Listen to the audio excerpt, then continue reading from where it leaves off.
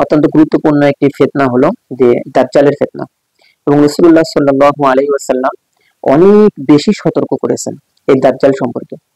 এত বেশি সতর্ক করেছেন যে সাহাবা ইকরাম বলেন যে আল্লাহর হাবিব দাজ্জাল সম্পর্কে আমাদেরকে এত বেশি শুনিয়েছেন, এত বেশি আমাদেরকে তাম্বি দিয়েছেন যে আমাদের মনে হচ্ছে যে দাজ্জাল মনে হয় মদিনাতে চলে এসেছে বা আমাদের কাছে চলে এসেছে। তো এই এত বেশি গুরুত্ব দিয়েছেন রাসূলুল্লাহ সাল্লাল্লাহু আলাইহি ওয়াসাল্লাম এই দাজ্জাল নিয়ে। তো যদি আমরা কিছু আমল করতে পারি তাহলে আল্লাহ রাব্বুল আলামিন আশা করা যায় দাজ্জালের এই ফিতনা থেকে আমাদেরকে মুক্তি দিবেন এবং আমাদের ঈমানকে হেফাজত করবেন। তার ভিতরে গুরুত্বপূর্ণ একটি আমল হলো, আমরা অনেকেই হয়তো জানি যে জুমার দিনে সূরা কাহাফের প্রথম 10 আয়াত তেলাওয়াত করা।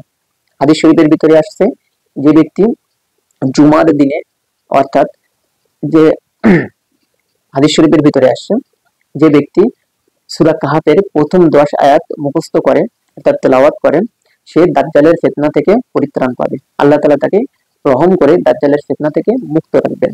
এছাড়াও মুসলিম শরীফের হাদিসের ভিতরে আল্লাহর রাসূল সাল্লাল্লাহু আলাইহি ওয়াসাল্লাম একটি দোয়া শিখিয়ে দিয়েছেন দাজ্জালের ফিতনা সম্পর্কে। আল্লাহুম্মা ইন্নী আউযু বিকা মিন আযাবি জাহান্নাম। যাই আল্লাহ, আপনি আমাকে জাহান্নামের আযাব থেকে মুক্তি দেন। আমি আপনার কাছে জাহান্নামের আযাব থেকে আশ্রয় চাইতেছি। ওয়া মিন আযাবিল কবরি, এবং কবরের আযাব থেকে আমি আপনার কাছে আশ্রয় চাইতেছি। ওয়া মিন ফিতনাতিল মাহইয়াই ওয়াল মামাত, জীবন এবং মৃত্যু সম্পর্কিত যে সমস্ত ফিতনা আছে তা থেকে আমি আপনার কাছে পানাহ চাচ্ছি। ওয়া মিন ফিতনাতি মাসিহিদ দাজ্জাল, এবং আমি দাজ্জালের ফিতনা থেকে আপনার কাছে আশ্রয় প্রার্থনা করতেছি। এই দোয়াটা বেশি বেশি পড়া, এই দোয়াটা পড়লে আল্লাহ রাব্বুল আলামিন আশা করা যায় আমাদের দাজ্জালের ফিতনা থেকে নিরাপদ রাখবেন। আরেকটি করণীয় হলো দাজ্জালের ফিতনা থেকে বাঁচার জন্য যে দাজ্জালের কাছে না যাওয়া, নিকটবর্তী না হওয়া।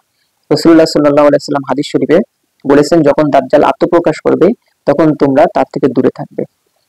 এছাড়াও আমরা নিজেদের আমল এবং ঈমানকে আরো বেশি সুন্দর এবং শক্তিশালী করতে পারি এবং আমরা এ ব্যাপারে সতর্ক থেকে আল্লাহ তাআলার কাছে আশ্রয় প্রার্থনা করে দাজ্জালের ফিতনা থেকে বাঁচতে পারি।